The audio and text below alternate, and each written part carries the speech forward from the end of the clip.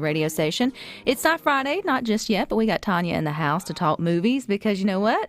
We're going to celebrate the new year early around here on Good Things. So welcome. Woo-hoo. Yeah, woohoo. It feels, it really is. Everybody talks about this week between Christmas and New Year's.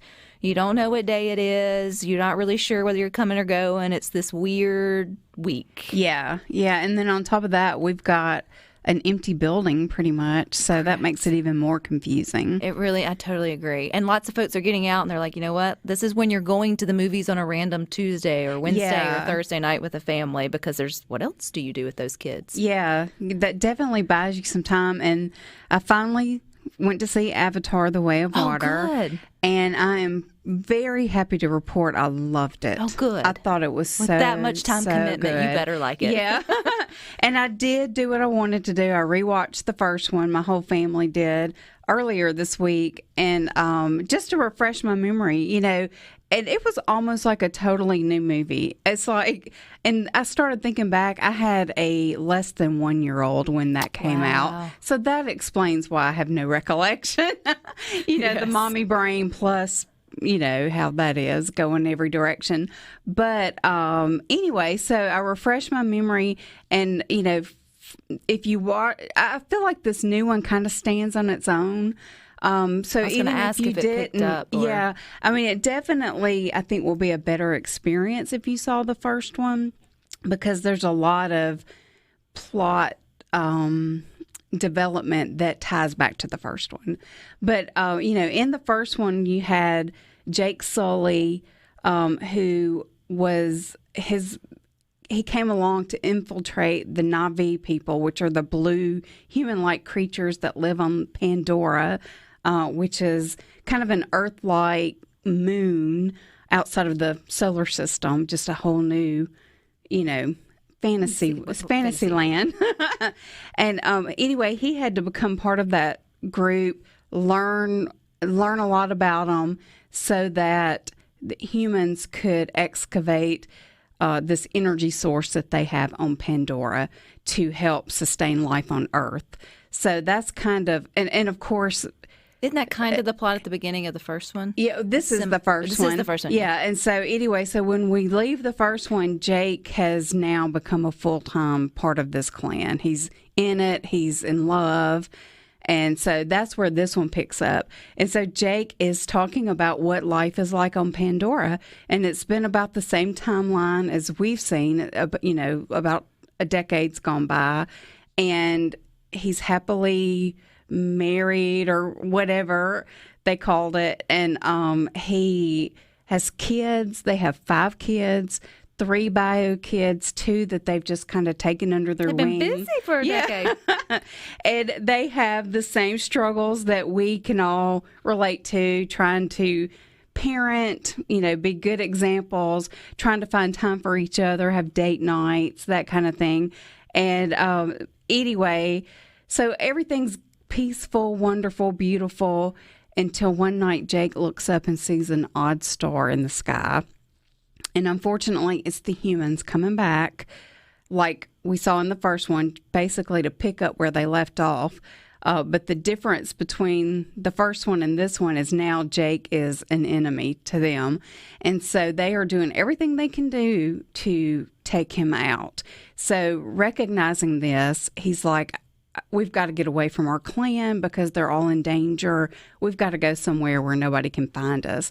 And so they go to another side of the moon where it's another clan who are more adapted to an aquatic life.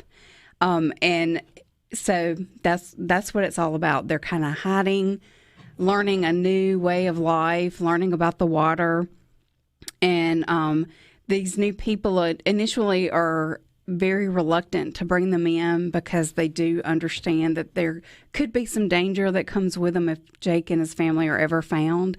And but they choose to take them in. and show them the way of the water. And those skills pay off. I'm sure they do. Yeah.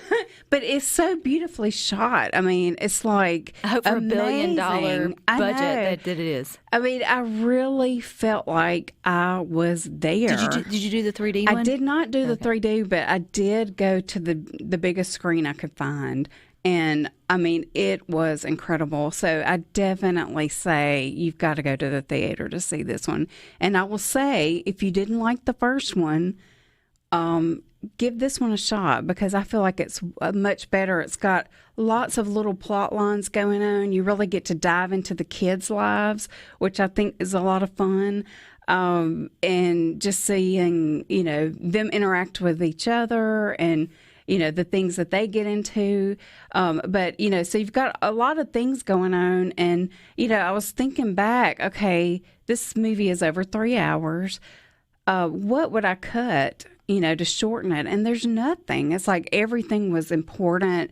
And I just never found myself bored at all, which is great because it's a great movie, but bad because there's no good time to go to the bathroom. I was going to say, is there no... Yeah, so you might want to make sure you take care of that before you go in. And then buy the small Slurpee. Yeah, and then there is no bonus scene, so you can shoot out real quick and then come back and watch the credits. Do you think he would ever do another one?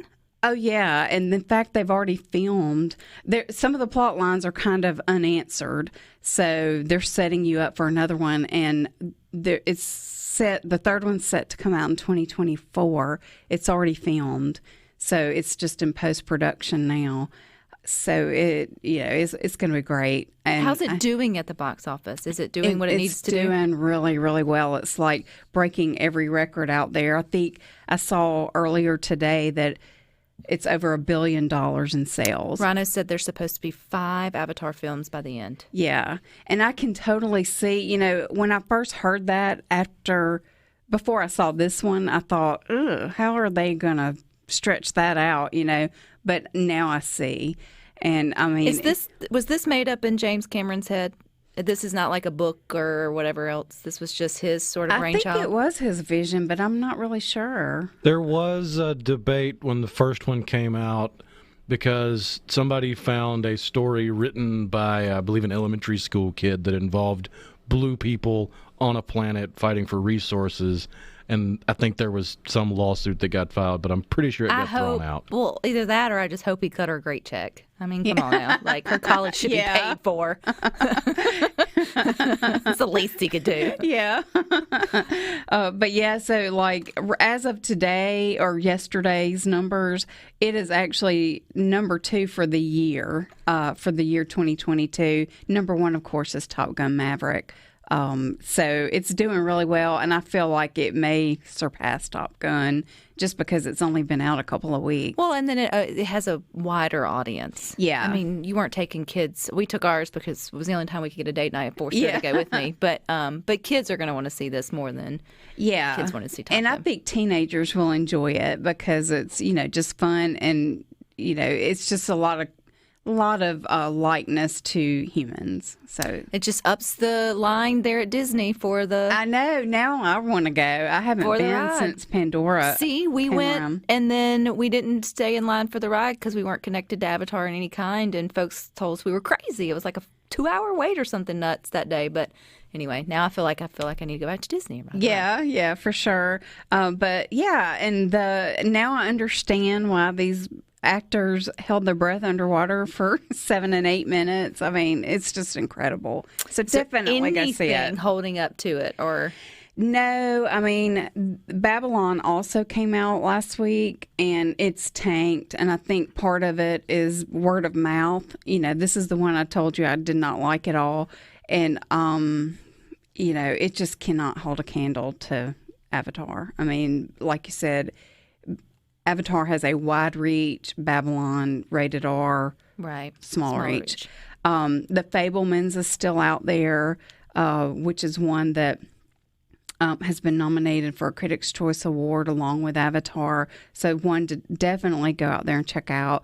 Devotion is still out there about the fighter pilot that's actually from Mississippi. So those are all great ones. Puss in Boots is still out there if you are looking for something else with the kids. So lots of good stuff to see.